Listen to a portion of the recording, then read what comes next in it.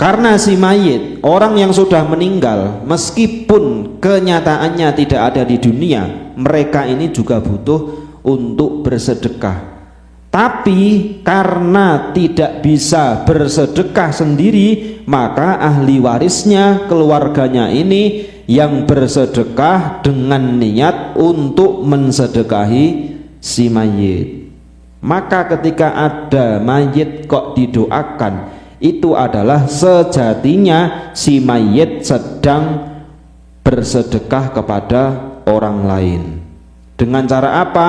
Misalkan dengan cara membalas, dikasih snack dan lain-lain. Begitu juga orang yang mendoakan, itu adalah berdoa atas nama si mayit, pahalanya di atas namakan si mayit. Maka sebentar lagi ini termasuk, nanti kita akan masuk ke bulan Sya'ban. Sya'ban kalau di Jawa itu biasa disebut dengan ruwah. Ruwah berasal dari kata roh, dijamakkan menjadi arwah. Maka pada bulan Sya'ban orang-orang ini banyak kirim doa kepada arwah-arwah. Kita semua jangan sampai lupa untuk kirim doa kepada arwah-arwah kita. Entah orang tua kita yang sudah meninggal atau keluarga kakek nenek kita sampai ke atas, jangan lupa untuk ikut kirim arwah, yaitu untuk kirim doa kepada ahli kubur. An Abdullah bin Amrin qala rajulun lin Nabi sallallahu alaihi wasallam ujahidu qala laka abawani qala na'am qala fa fihi ma fajahid. Diriwayatkan dari Abdullah bin Amr bahwa beliau pernah berkata, ada salah seorang laki-laki yang berkata kepada Rasulullah sallallahu alaihi wasallam. Orang tersebut berkata, "Ya Rasulullah, saya hendak ikut berjihad. Saya ingin ikut berjihad perang." Maka ketika ada orang yang berkata seperti itu, Nabi menjawab, "Apakah kamu masih memiliki kedua orang tua?" Maka dia jawab, "Ya, na'am." Qala fa fihi ma fajahid. Maka beliau bersabda kembali, "Kamu berjihad kepada orang tuamu, jangan ikut saya." Artinya Nabi di sini lebih mendahulukan berjihad dengan birrul walidain kepada orang tua kita ketimbang ikut perang. Itu saking besarnya pahalanya untuk jihad pada keluarga, untuk birrul walidain. Sampai-sampai Nabi ada salah seorang sahabat yang pengen perang, beliau melarang untuk ikut. Karena apa? Karena masih punya kedua orang tua. Nah, begitu juga kalau misalkan yang panjenengan masih ada orang tua yang masih hidup. Kalau yang sudah meninggal, mudah-mudahan senantiasa dilimpahi rahmat Allah Subhanahu wa taala. Yang masih hidup, andai kata kok misalkan orang tua kita pengen lihat kita, maka sebisa mungkin jangan sampai kita ini tidak menyempatkan untuk bertemu beliau. Karena kita semua bisa seperti ini, itu tidak jauh dari doa beliau, tidak jauh dari jerih payah beliau, tidak jauh dari jerih payah beliau. Nah, begitu juga ketika orang tua kita masih, kemudian kita dapat cuti, disuruh cuti, suruh pulang orang tua kita, kita tidak mau. Nah, itu juga agak-agak kurang pas. Nah, tidak maunya kenapa, Pak? Nggak tahu, apakah takut untuk pulang atau takut apa, tidak tahu. An Abi Ayyub al-Ansari radhiyallahu anhu anna rajulan qala ya Rasulullah. Maka di dalam Al-Qur'an itu sampai-sampai Allah itu berfirman, anishkur li wali walidayya ilayyal masir. Kalian semua wahai umat Muhammad agar bersyukur kepadaku, kepada Allah, wali walidayya, wali walidayka, kemudian bersyukur kepada kedua orang tua kalian, maka yang wajib kita syukuri, kepada siapakah kita wajib untuk bersyukur? Kepada dua, pertama kepada Allah, yang kedua kepada orang tua kita. Ini yang berkata adalah Al-Quran. Maka jangan sampai kita tidak pernah merasakan, menciptakan rasa syukur, jangan sampai. Cara syukur kita kepada Allah ya dengan kita melaksanakan kewajiban kita, sholat, zakat, puasa, sedekah dan lain-lain. Cara kita bersyukur untuk atau kepada orang tua ya berarti dengan kita terus mendoakan orang tua kita, terus mendoakan orang tua kita. An Abi Ayyub al-Ansari radhiyallahu anhu anna rajulan qala ya Rasulullah akhbirni bi amalin yudkhiluni al-jannata faqala al-qawmu ma lahu faqala Rasulullah sallallahu alaihi wasallam arabun ma lahu faqala an-nabiyyu sallallahu alaihi wasallam ta'budullaha la tusyriku bihi syai'a wa tuqimus sholata wa tu'tiz zakata wa tasilur rahimah. Sahabat Ayyub al-Ansari pernah meriwayatkan satu hadis bahwa suatu ketika ada salah seorang laki-laki bertanya kepada Rasulullah sallallahu alaihi wasallam, akhbirni bi amalin yudkhilunil jannata qala al-qaumu ma lahu faqala Rasulullah sallallahu alaihi wasallam. Maka di situ ketika ada salah seorang laki-laki bertanya kepada Rasulullah tentang amalan yang bisa memasukkan ke surga, Nabi menjawab, biarkanlah urusan orang gini.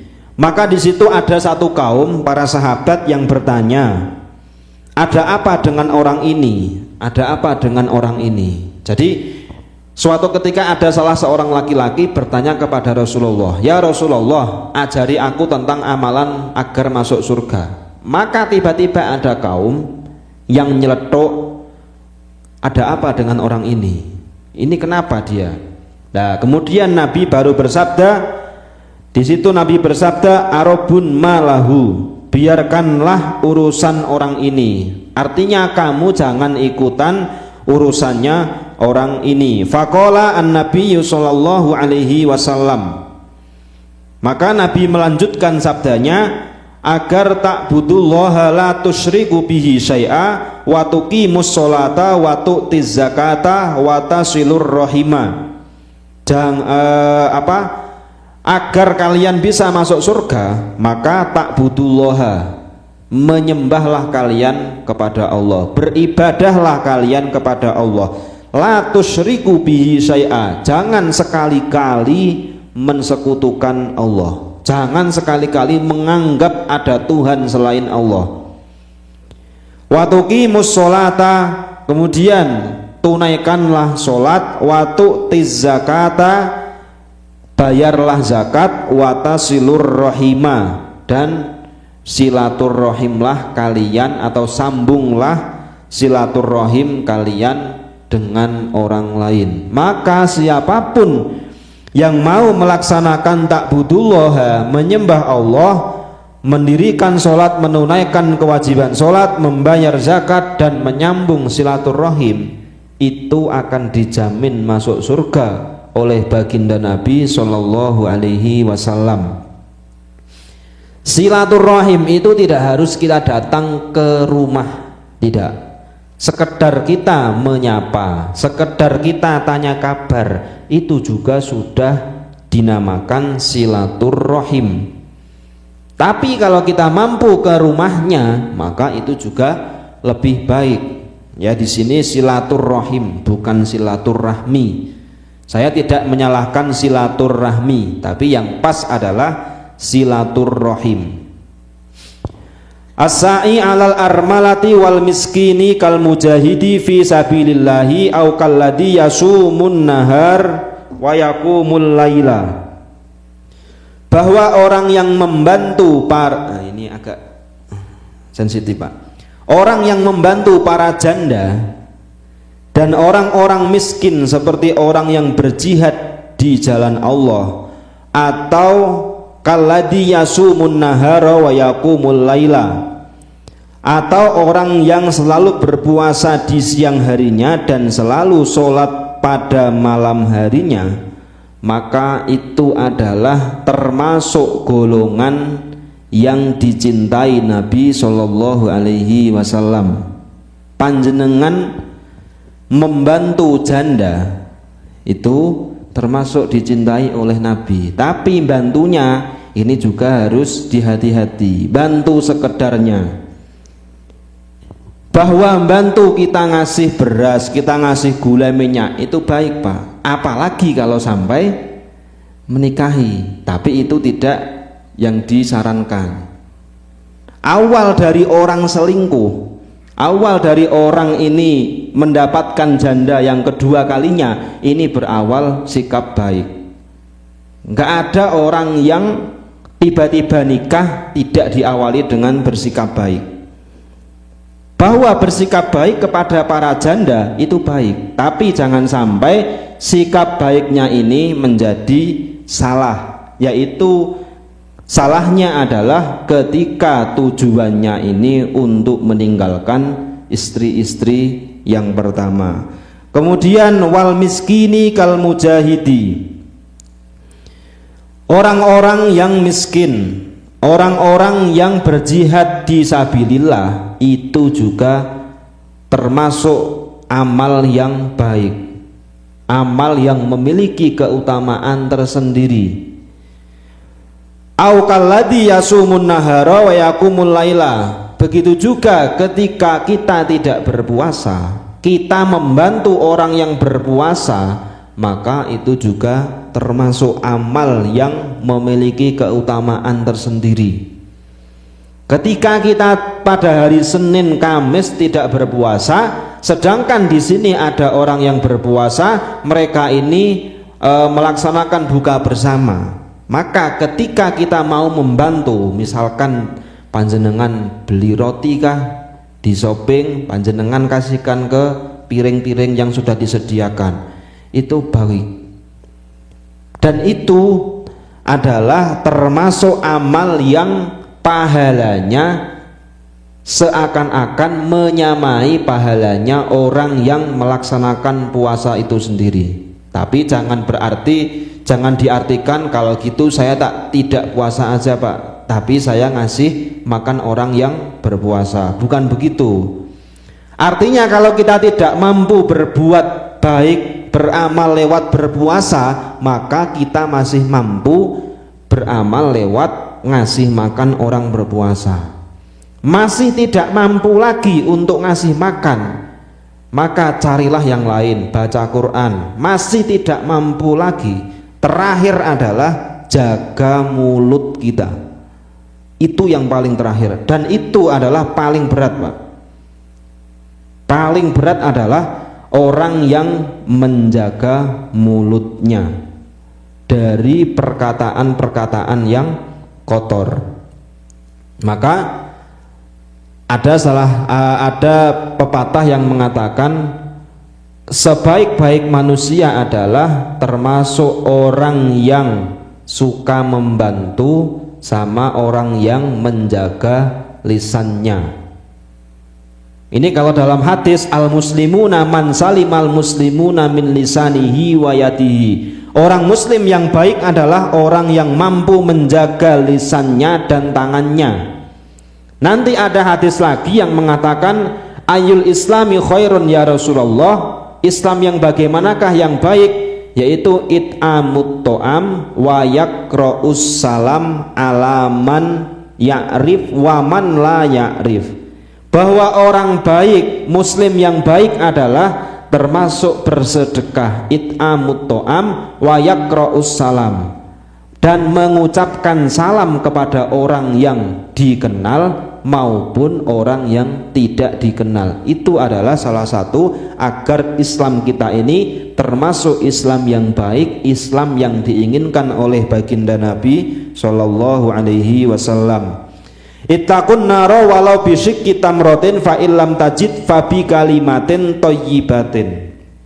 Hadis yang terakhir adalah takutlah kalian kepada neraka walau bisik kitamrotin, meskipun dengan bersedekah secuil kurma. Bisiki, siki ini satu cuil tapi sangat kecil. Fa'in lam tajid fabi galimatin toyibatin, kalau tidak mampu bersedekah maka ucapkanlah kalimat toyibah. Jadi kalau kita mau bersedekah, mampunya kita lewat apa? Yaitu yang kita sedekahkan. Andai kata kita hanya mampu dengan satu biji kurma, maka ya pakai satu biji. Masih tidak mampu, mampunya kok cuma seperempatnya, ya seperempat itu. Masih tidak mampu lagi, sampai kecil.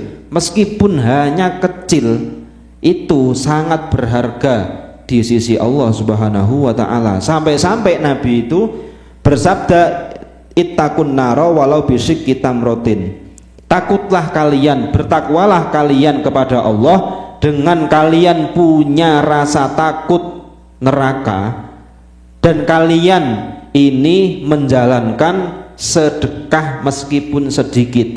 Maka cara bersedekah sedikit itu bisa membebaskan dari api neraka.